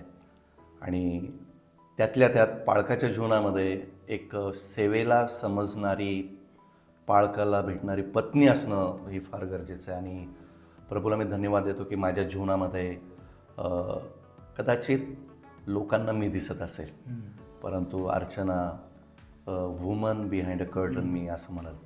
आणि जवळजवळ सेवेनंतर 20 वर्ष ती वुमन बिहाइंड कर्टन होते, म्हणजे पडद्याच्या पाठीमागे राहून तिने सेवा केली. परंतु ज्यावेळेस प्रभूने आम्हाला पुण्याचा दृष्टांत दिला की पुण्यामध्ये देखील एक मंडळी असावी, आणि तो दृष्टांत 2021 सालामध्ये नेमका कोविड पिरियडमध्ये तो सुरू झाला, आणि परमेश्वराने एक्सपिरियन्स लाईफ फेलोशिप या चर्चला सुरू करण्याची कृपा पुण्यामध्ये पुरवली. आणि ज्या प्रकारे माझ्यावर संस्थेचा भार आहे, सेवेचं ओझं आहे, किंवा नॉर्टन मेमोरियल क्राइस्ट चर्चचं असेल एक मेगा चर्च आपण म्हणू शकतो, त्याचं ओझं माझ्यावर आहे, किंवा ती सेवा प्रभूने मला दिलेली आहे. परंतु ज्यावेळेस एक्सपिरियन्स लाईफ फेलोशिपचं ज्यावेळेस गोष्ट केली, तर आज जर माझ्यापेक्षा जास्ती आत्मिक नेतृत्व त्या चर्चला जर कोण देत असेल तर ती अर्चना आहे. आणि मला खूप आनंद आहे की जरी ती शैक्षणिक क्षेत्रातली आहे, परंतु असं असताना माझ्याबरोबर चालत असताना तिला सेवा काय हे देखील तिला ॲक्च्युली समजून आलं. कारण रोहित, तुम्हाला सांगायला आवडेल मला, कारण माझी पत्नी आमच्या लग्नाच्या अगोदरपासून जॉबला होती आणि ती गव्हर्नमेंट सर्वंट होती. आणि त्यावेळेस सुरुवातीला म्हणजे 2000 सालात माझं लग्न झालं, त्यावेळेस तिला चांगला ॲक्च्युली पगार होता. आणि 2004पर्यंत मी 5 पैसे कमवणारा व्यक्ती नव्हतो, आणि ते खूप जड जायचं की पत्नी कमवणारी. त्यावेळेस मी लोकांचे ते टोमणे देखील ऐकलेले, ते वाच्यता देखील ऐकलेले, कधी कधी वाईट वाटायचं की लोक असे बोलतात. परंतु ज्यावेळेस मी माझ्या आयुष्यातलं सर्वात पहिलं प्रभूच्या सेवेचं मानधन मी घेतलेलं होतं, त्यावेळेस ते मानधन ज्यावेळेस मी तिला दिलं होतं, तर तिला ते तिच्या पगारापेक्षाही अधिक वाटलेलं होतं. कारण तिला माहिती होतं की हे जे वेतन माझ्या पतीच्या हातात भेटलेलं आहे ते प्रभूपासून भेटलेलं आहे. आणि त्यावेळेस माझी सेवा, त्यावेळेस मी पुण्यामध्ये शिफ्ट झालेलो नव्हतो, त्यावेळेस तिने जवळजवळ 20 वर्ष दौंड ते खडकी रोज न चुकता वादळ वारे पाऊस थंडी उन्हाळा आणि भरलेली ती गाडी रेल्वे त्याच्यामध्ये तिने प्रवास केला. आणि प्रवास करत असताना ज्यावेळेस मला संध्याकाळी मिनिस्ट्रीला जायचं राहायचं त्यावेळेस ती संध्याकाळी थकून भागून आलेली असायची, परंतु माझ्या सांगते ती सेवेला. अनेक वेळेस मी पुण्याला यायचो तर ती अपडाऊन करून दौंडला यायची, आम्ही गाडीमध्ये आम्ही पुण्याला. अनेक वेळेस तुमच्या चर्चमध्ये देखील आम्ही त्यावेळेस आलेलं घरी जायला आम्हाला 12-1 वाजायचं, परंतु सकाळी उठून ती पुन्हा एकदा कामाला जायची. तर तिचा प्रभूने दिलेल्या सेवेमध्ये खूप मोठा वाटा आहे. आणि जरी लोकांना मी दिसत असेल परंतु मी प्रभूचे आभार मानतो की प्रभूने मला एक उत्तम पत्नी देऊन त्याच्या सेवेसाठी मला उपकृत केलेलं आहे तिच्याद्वारा. आणि जसं मी तुम्हाला सांगितलं ना, मी आणि माझे घराणे की आता तीच थोडीशी काय म्हणतात शैक्षणिक क्षेत्रामध्ये असल्यामुळं ती पूर्ण वेळ सेवेमध्ये नव्हती, परंतु आता असं झालेलं की आमचं संपूर्ण घर संपूर्ण वेळेमध्ये प्रभूच्या सेवेमध्ये. सो मी माझ्या पत्नीच्या जीवनाबद्दल अर्चनाबद्दल प्रभूला धन्यवाद देतो की तिचा मोठा वाटा माझ्या जीवनामध्ये आहे. निश्चित. आणि शेवट आता आपला इंटरव्ह्यू संपलेला आहे. मी तुम्हाला रिक्वेस्ट करतो की व्ह्युअर्सला तुम्ही जर एन्करेज कराल आणि जे सेवेमध्ये आहेत किंवा जे निराशित आहेत किंवा जे सेवा चालू करत आहेत त्यांना एक उत्तेजन म्हणून जर तुम्ही काही वेळ घेऊन बोलाल तर निश्चित आहे. हो, नक्कीच नक्कीच. आणि मला त्यांच्यासाठी प्रार्थना पण करायला आवडेल रोहित, कारण माहिती नाही कोणाच्या जीवनामध्ये कोणत्या प्रकारच्या समस्या असतील, आव्हानं असतील, परंतु आज या मुलाखतीतून ज्या गोष्टी मी माझ्या जीवनाबद्दल आज तुम्हापर्यंत सादर करत आहे आणि जर तुम्ही ही इंटरव्ह्यू पूर्ण जर ऐकत आहात आणि ज्यावेळेस तुम्ही ऐकाल त्यावेळेस आज सर्व ऐकणाऱ्यांना मी ही विनंती करेल की आज एक आई वडील म्हणून आम्हाला सर्वात पहिली जबाबदारी आमच्या लेकरांची वाहनं फार गरजेचं आहे. आणि आम्ही चांगले आई वडील, आणि चांगलं या शब्दाचा अर्थ की आम्ही देवाच्या दृष्टिकोनामध्ये जर एक चांगले आई वडील आहोत, तर आज आमच्या समोर सर्वात मोठं आव्हान काय आहे तर ते आमच्या लेकरांचं आहे. कारण आजच्या या पिढीमध्ये लेकरं अतिशय मोठ्या प्रमाणामध्ये जग आणि जगातील गोष्टीकडे प्रियांनो आकर्षित होत आहेत. आणि म्हणून ज्यावेळेस प्रभू येशू ख्रिस्त वधस्तंभ वाहत होता त्या यरुशलेमाच्या त्या वाटेवरून तो जात होता आणि यरुशलेमाच्या कन्या येशूसाठी रडत होत्या. त्यावेळेस येशूने एक वचन त्या ठिकाणी वापरलेलं आणि तो म्हणतो, तुम्ही माझ्यासाठी रडू नका तर तुम्ही आपल्या लेकरा बाळांसाठी रडा. प्रियांनो, मला तुम्हाला सांगू द्या, आमच्या लेकरांसाठी आम्हाला आत्ताच रडणं हे अत्यंत गरजेचं आहे. आणि ते कोणासमोर रडायचं आहे तर ते आम्हाला गुडघ्यांवर जाऊन आमच्या देवापुढं रडायचं आहे. कारण जर आम्ही आज देवापुढं आमच्या लेकरांसाठी अश्रू सांडलेत तर आमचे अश्रू आमचा देव त्याच्या वाटीमध्ये त्याच्या बुदलीमध्ये साठवणारा आमचा देव आहे. लेकरांसाठी तेव्हा रडू नका ज्यावेळेस आमची लेकरं आमच्या हाताच्या बाहेर जातील. लेकरांसाठी त्यावेळेस रडू नका ज्यावेळेस आमची लेकरं कुठंतरी आमच्या आज्ञेच्या बाहेर आहेत. आमच्या लेकरांसाठी तेव्हा रडू नका ज्यावेळेस आमची लेकरं यांनी चुकीचा निर्णय घेतलेला आहे, आमच्या लेकरांनी व्यसनाधीन ते झालेले आहेत, आमची लेकरं प्रभूपासून दूर झालेले आहेत. त्यावेळेस त्यांच्यासाठी रडून उपयोग नाही. कारण ज्यावेळेस आम्हाला त्यांच्यासाठी रडायची गरज होती त्यावेळेस आई वडील त्यांच्यासाठी रडलेले नाही आहेत. आज मी इथून मोठ्या विश्वासाने कळकळीने आज सर्व ख्रिस्ती विश्वासणाऱ्यांना प्रभूच्या लोकांना नम्रतेची विनंती करतो की सर्वात पहिली जबाबदारी आपल्याला एक आई वडील म्हणून आपल्या लेकरांची प्रभूने आपल्याला दिलेली आहे.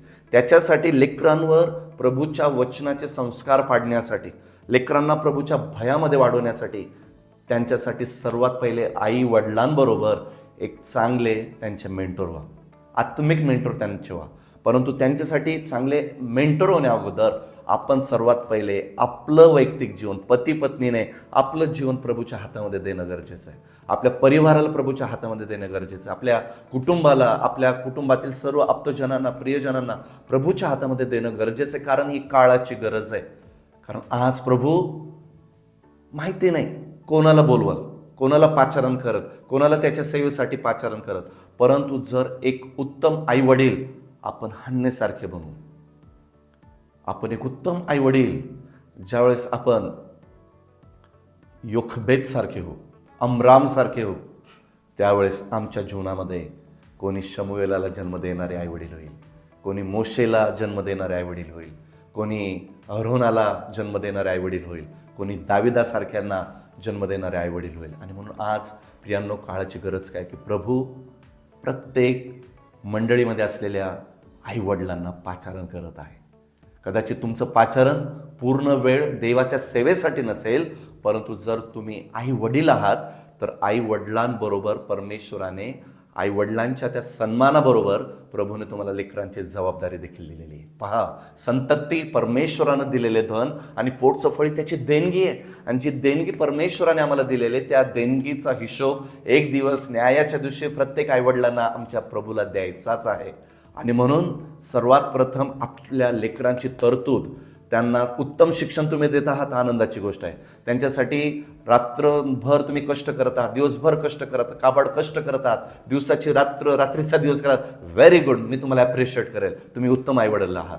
परंतु त्याच्याबरोबरच प्रत्येक आईवडिलांनी आपल्या लेकरांची, त्यांची सार्वकालिक जीवनाची तरतूद झालेली आहे किंवा नाही याची काळजी घेतलेली आहे काय? याचं ओझं आमच्यावर आहे काय? याचं बर्डन आम्ही घेतलेलं आहे काय? आणि म्हणून आज मी माझ्या या मुलाखतीतून मी तुम्हाला प्रभू येशूमध्ये हात जोडून विनंती करेल की आज आम्हाला दाविदासारख्या लेकरांना जन्म देण्याची गरज आहे. आज आम्हाला शमूएलासारख्या लेकरांना जन्म देण्याची गरज आहे. आणि देवाचं वचन देखील आपल्याला प्रभू येशू ख्रिस्ताबद्दल शिकवतं लुकाच्या शुभवर्तमानामध्ये, ते हे की प्रभू येशू ख्रिस्ताची वाढ ही शरीराने, बुद्धीने, ज्ञानाने झाली, आत्म्याने झाली. आमची लेकरं अशा वाढीमध्ये वाढत आहे काय? प्रियांनो, प्रभू येशू ख्रिस्त खूप लवकर येत आहे. तो त्याच्या मंडळीला घेण्यासाठी येत आहे. आणि त्याच्यासाठी त्याने आम्हाला डागविरहित आणि सुरकुती नसलेलं असं व्हावं, याच्यासाठी त्याने त्याचं वचनरूपी जलस्नानाने आम्हाला शुद्ध केलेलं आहे. या दिवसामध्ये आमच्या विचारांना शुद्ध करा, आपल्या ओठांना शुद्ध करा, आपल्या शब्दांना शुद्ध करा, आपल्या हृदयाला शुद्ध करा. आपल्या जीवनामध्ये अक्षम असेल, क्षमेचं हृदय प्रभूचं घ्या. प्रभूची प्रीती आपल्या जीवनामध्ये आत्मसात करा. कारण ह्या कोणत्याच गोष्टी आमच्या आत्मिकतेला, पौष्टिकतेकडे, आत्मिक पौष्टिकतेकडे कधीच घेऊन जाणार नाही, तर आपलं जीवन कुठेतरी नाशाच्या खाच्यामध्ये घेऊन जाईल. तर आज काळाची गरज प्रियांनो आपल्यासाठी काय आहे? ती हीच की आम्हाला जगाला येशूच्या प्रीतीमध्ये जिंकायचं आहे. आपल्या जगाला ख्रिस्ताच्या प्रीतीमध्ये हेच दाखवायचं की मी जगतो नाही तर ख्रिस्त माझ्याठायी जगतो.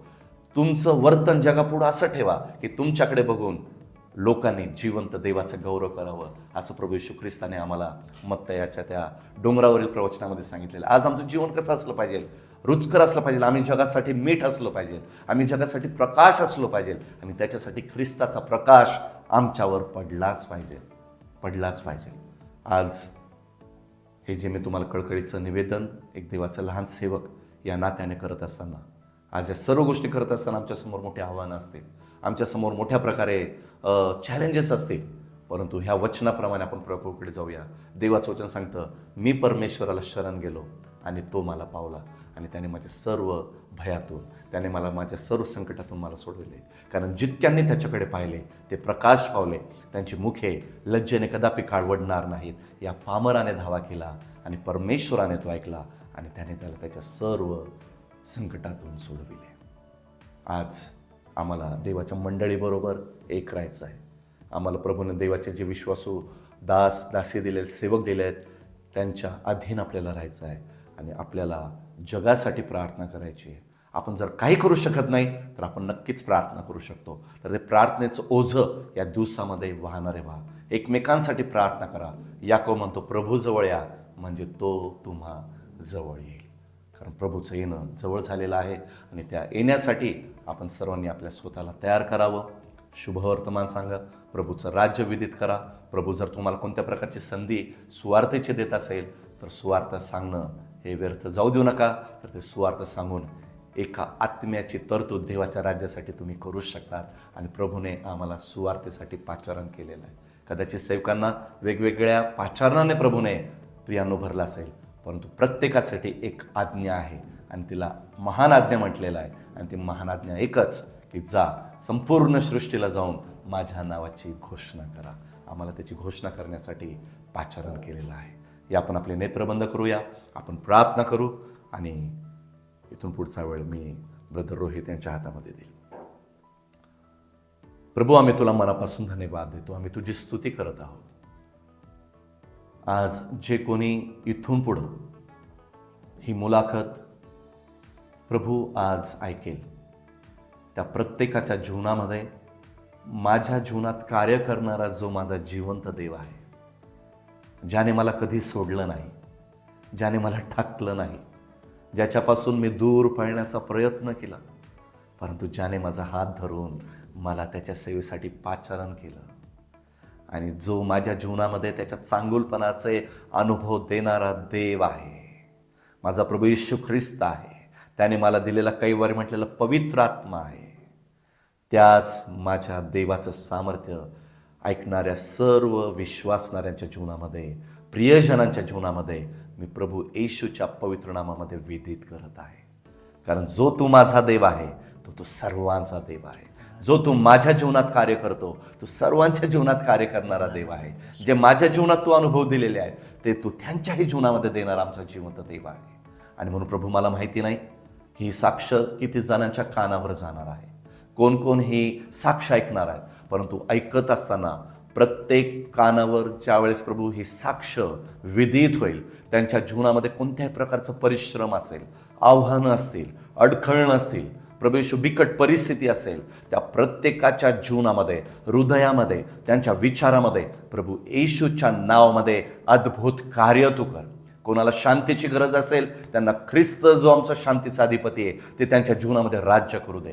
कोणाला दैहिक आरोग्याची आणि आत्मिक आरोग्याची गरज असेल त्यांच्या जीवनामध्ये ख्रिस्तापासून मिळालेलं या राफाचं आरोग्य आत्मिक रीतीने आणि शारीरिक रीतीने देखील पुरवलं जाऊ दे.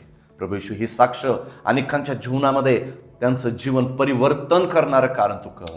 आणि प्रभू येशू, मी आणि माझं घराणं तर परमेश्वराचीच सेवा करणार. हे ब्रीदवाक्य फक्त यहोशुवाचं नसणार, हे फक्त माझं नसणार किंवा काही क्वचित लोकांचं नसणार, परंतु प्रत्येक विश्वासणाऱ्याच्या कुटुंबाचं ब्रीदवाक्य असेल की मीच नाही तर माझं संपूर्ण परिवार आणि माझं घराणं तर परमेश्वराचीच सेवा करत.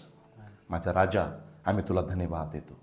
तुझ्या दुसऱ्या येण्यासाठी तुझ्या मंडळीला तयार कर, डागविरहित आणि सुरकुती नसलेलं कर. त्याच्यासाठी तुझ्या वचनरूपी जलस्नानाने प्रत्येकाला तू शुद्ध, निर्मळ आणि प्रभू तू आरोग्यदायी कर. आम्ही प्रार्थना करतो, जे प्रियजन ज्यांना ख्रिस्त माहिती नाही ते ज्यावेळेस हे साक्ष ऐकेल त्यावेळेस त्यांना विदित होऊ दे की प्रभू येशू ख्रिस्त हाच जिवंत देवाचा पुत्र आहे आणि त्याच्यामध्येच तारण आहे. कारण माझा प्रभू येशू ख्रिस्त हा देव असतानाही या जगामध्ये मनुष्य म्हणून आला. त्याने माझ्या जागेवर तो मरण पावला. त्याने माझ्या पापांसाठी आपलं बहुमोल पवित्र रक्त सांडलं. त्याच्या रक्ताच्या द्वारा माझ्या अपराधांची आणि पापांची त्याने क्षमा केली आणि माझे सर्व पाप त्याने शुद्ध केले. तोच प्रभू येशू ख्रिस्त तिसऱ्या दिवशी मरणातून पुनरुत्थित झाला. तो आता स्वर्गामध्ये पित्याच्या उजवीकडे बसून माझ्यासाठी मध्यस्थी करत आहे आणि तो माझ्यासाठी घर तयार करत आहे. आणि तोच ख्रिस्त जो 2000 वर्षापूर्वी मला तारण देण्यासाठी आला, तोच ख्रिस्त मला घेण्यासाठी लवकर येत आहे. प्रभू येशू, याची सत्यता प्रत्येकाच्या जीवनामध्ये तू विदित कर. कोणाचाही नाश देऊ नकोस, तर ख्रिस्तापासून मिळालेलं तारण, उद्धार, मोक्ष आणि सार्वकालिक जीवन प्रत्येकाच्या जीवनामध्ये तू देऊन तुझ्या नावाचं गौरव तू दे. माझा राजा, आम्ही तुला धन्यवाद देतो आजच्या या मुलाखतीबद्दल. प्रभू येशू, या मुलाखतीतून सर्व तुझं गौरव झालेलं आहे आणि हे केवळ तुझ्यासाठी आणि केवळ तुझ्यासाठीच आहे. असे अनेक एपिसोड्स प्रभू येशू तयार होते, त्यानेद्वारे प्रत्येक तुझ्या अभिषिक्त दासांच्या द्वारा प्रभू येशू अनेक लोकांच्या जीवनामध्ये ती साक्ष कार्यान्वित होईल आणि त्यांच्या जीवनामध्ये त्यांना आत्मिक उत्तेजन प्राप्त होऊन प्रभू येशू ते तुझमध्ये मजबूत आणि बळकट होतील. या साक्षीबद्दल सर्व गौरव आम्ही तुला देत येशूच्या नावात आम्ही ही प्रार्थना करतो, म्हणून तू मान्य कर. आमेन. आमेन. थँक्यू पास्टर प्रेयरसाठी आणि विशेष तुमचे आभार. तुम्ही वेळ काढला, जरी तुम्ही इतके नम्र होते तरी मला सांगू द्या, माझ्या वैयक्तिक जीवनासाठी तुम्ही आशीर्वादाचं कारण आहे. थँक्यू. तुमच्याकडे बघून मी खूप गोष्टी शिकतो, तुमच्या सेवेमधून, तुमच्या वचनामधून, तुमच्या आराधनेमधून. आणि मेन म्हणजे मला सर्वात गोष्ट की तुमची जी नम्रता आहे, म्हणजे तुमच्याकडे सर्व काही आहे, मोठं चर्च आहे, मोठी पदवी आहे, सर्व मोठ्या गोष्टी, पण आजही तुम्ही तितक्याच नम्रतेने, तितक्याच आनंदाने आम्हाला भेटता किंवा माझ्यापेक्षा छोट्या मुलांना देखील भेटता आणि तुमच्यात तो गर्व नाही आहे. जरी तुम्ही या साक्षीद्वारे देवाचं कौतुक केलं, परंतु मला तुमचं कौतुक करायचं thank you, आहे सर्व. की तुमच्यासारख्या सेवकांमुळे कुठेतरी आज आम्ही उत्तेजित होतो, आज आम्हाला सेवा करायची प्रेरणा भेटते. तर त्यासाठी तुमचे विशेष आभार. ह्या एपिसोड इथंच संपत आहे. पास्टर प्रशांतचं मी इंस्टाग्राम आणि फेसबुक हँडल यूट्यूबच्या बायोमध्ये टाकेल. तुम्ही या साक्षीद्वारे जर आशीर्वादित झाला असाल तर निश्चित त्यांना मेसेज करून ते कळवा. मी तुमचा होस्ट रोहित सावंत दी अनसंग वॉरियर्समधून तुमची रजा घेतो. पुढच्या आठवड्यात पुन्हा भेटूया एक नवीन अनसंग वॉरियर बरोबर. Thank you. Praise the Lord. Thank you. Thank you.